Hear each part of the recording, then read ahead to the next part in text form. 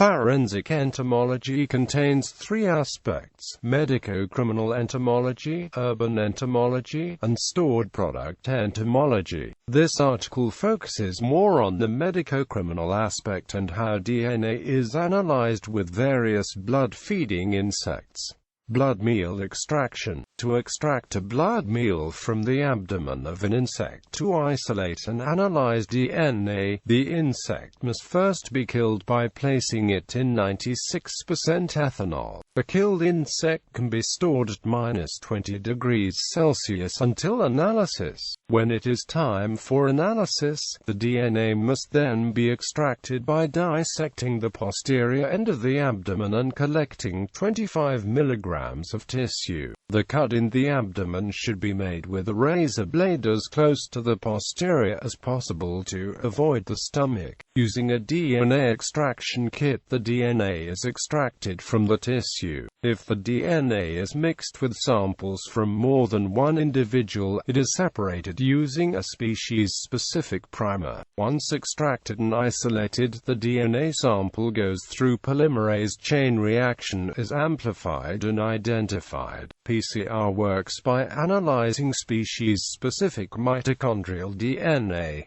PCR is currently the most commonly used method of species identification. This results from the fact that it is very sensitive in that it requires only a small amount of biological material, and can also utilize material that is not particularly fresh.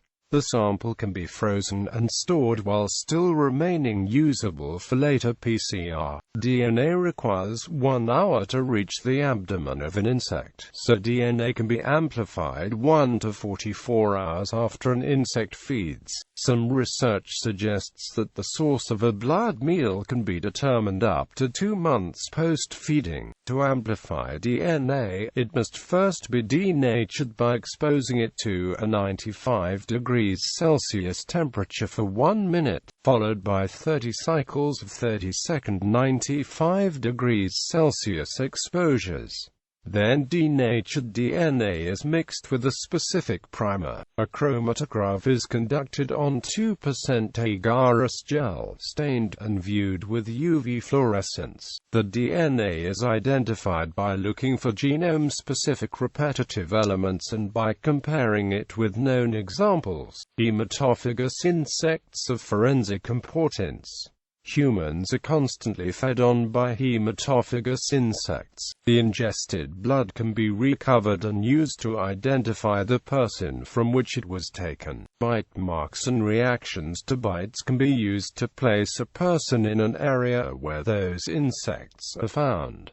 Order Diptera. The following among the flies have been utilized. Mosquitoes. Family Culicidae. Due to erratic feeding habits, mosquitoes can provide valuable DNA evidence. Multiplex PCR enables reliable identification of bitten individuals from just one mosquito, even few days after taking of blood meal. The insects would need to be collected as soon as possible due to the insect's high mobility, digestion of consumed blood and repeated feeding. Although dead specimens are also potentially valuable source of evidence DNA, research is centered on the mosquito due to its widespread presence and affinity for feeding on humans. Biting midges, family Ceratopogonidae. Tsetse flies, family Glossnidae. Sheepheads, family Hippobosidae. Stable and horn flies, family Muscidae. Sand flies, family Psychodidae, subfamily Phlebotominae. Snipe flies, family Rhagnidae. Black flies, family Simuliidae. Horse flies, family Tabanidae. Order Siphonaphthera. Listed here are fleas commonly encountered by humans that could potentially be used for DNA identification. Stick-Titan Chigo flea, family Hectocilidae. Cat flea. Northern rat flea. Human flea. Oriental rat flea. Order Hemiptera bedbug. Chimex lectularius is an obligate parasite of humans. Testing a sample of a residence's bedbug population and screening for bites could reveal possible recent visitors to the structure, as they have been observed to feed approximately once a week in temperate conditions. A recent re-emergence of bedbug populations in North America, as well as growing interest in the field of forensics, may prove bedbugs to be useful investigative tools. Recent studies have revealed that human DNA can be recovered from bedbugs for up to 60 after feeding, thus demonstrating the potential use of this insect in forensic entomology. Assassin bugs, family Reduviidae. Order Theraptera. Lice can be indicators of contact with another person. Many species closely associated with humans can be easily transferred between individuals. DNA identification of multiple individuals using blood meals from body and head lice has been demonstrated in laboratory settings. Suborder Anopleura. Head louse, body louse, pubic louse. Other arthropods. Order Ixodida. Due to the low probability of a tick detaching and falling to the ground at the scene of the crime, these may not be highly useful regardless of the large amount of blood and lymph they ingest. However, should an engorged tick be found in an area of interest, it would likely contain sufficient genetic material for identification. Analysis of collected DNA. DNA identification of species can be a very useful tool in forensic entomology. Although it does not replace conventional identification of species through visual identification, it can be used to differentiate between two species of very similar or identical physical and behavioral characteristics. A thorough identification of the species through conventional methods is needed before an attempt at DNA analysis. This DNA can be obtained from practically any part of the insect, including the body, leg, setae, antennae, etc. There are about 1 million species described in the world and many more that have still not been identified. A project termed the Barcode of Life was launched by Dr. Paul D. N. Hebert, where he identified a gene that is used in cellular respiration by all species but is different in every species. This difference in sequence can help entomologists easily identify two similar species.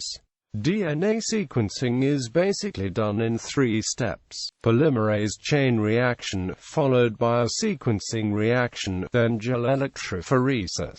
PCR is a step that cleaves the long chain of chromosomes into much shorter and workable pieces. These pieces are used as patterns to create a set of fragments. These fragments are different in length from each other by one base, which is helpful in identification. Those sets of fragments are then separated by gel electrophoresis. This process uses electricity to separate DNA fragments by size as they move through a gel matrix. With the presence of an electric current, the negative DNA strand marches toward the positive pole of the current. The smaller DNA fragments move through the gel pores much more easily, faster than larger molecules. At the bottom of the gel, the fragments go through a laser beam that emits a distinct color according to the base that passes through. Case studies. Research has already demonstrated the link between forensic entomology and society by amplifying human DNA from blood meals through various methods. A case in Italy involving the murder of a woman used this technique to identify a suspect. The woman's body was discovered partially covered by sand on a beach in Sicily. Investigators suspected a prominent businessman whose car was seen in the area the night of the murder. A search of the suspect's home produced no substantial evidence, apart from a mosquito blood meal stain on the wall. Technicians absorbed the stain onto wet filter paper and then scratched the rest of the blood material off the wall. They also collected the insect's remains in a tube for species identification.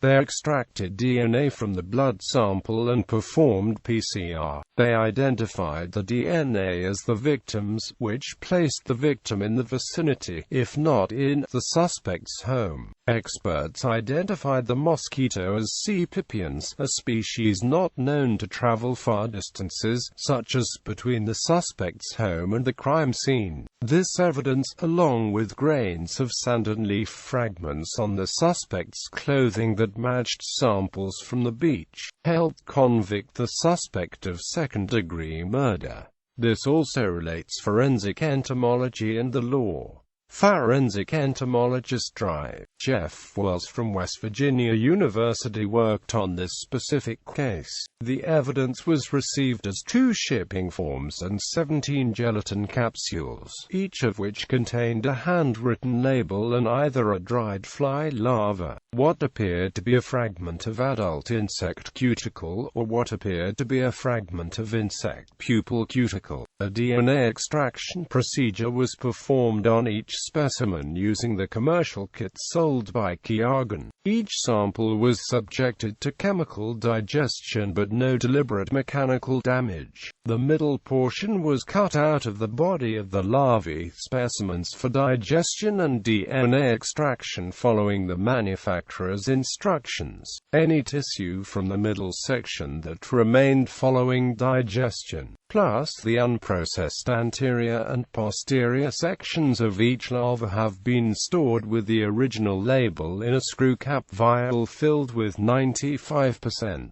ethanol. All material from a non-larval specimen was digested. Any fragments that remained following the extraction procedure were stored in ethanol as above. The outside of each vial was labeled with the extraction number. Mitochondrial DNA sequence analysis was attempted on each DNA extract as described in Wells and Sperling using PCR and sequencing primers C1J1751 and C1N2191.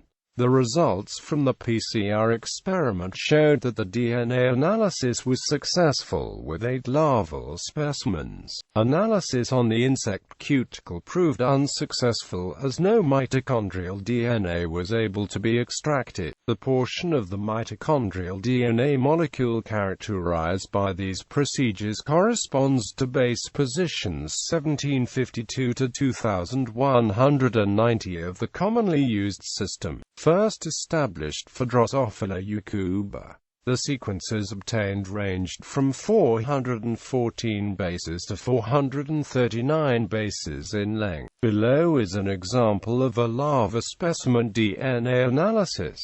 Species determination was done based on a mitochondrial DNA haplotype. 3 specimens produced the same haplotype, matching the previously published haplotype for the caliphorid fly species Cynomyia cadaverina and therefore being identified as such. Several specimens produced 3 very closely related haplotypes, indicating that they are all the same species. However, these haplotypes are not closely related to any previously published or unpublished data. Therefore, these specimens cannot be identified based solely on haplotype data, although they are definitely not members of the forensically important and extensively studied fly families Caliphoridae sarcophagidae. There are several common carrion-feeding species in the family Muscidae that have not been investigated using DNA methods, and one of these species,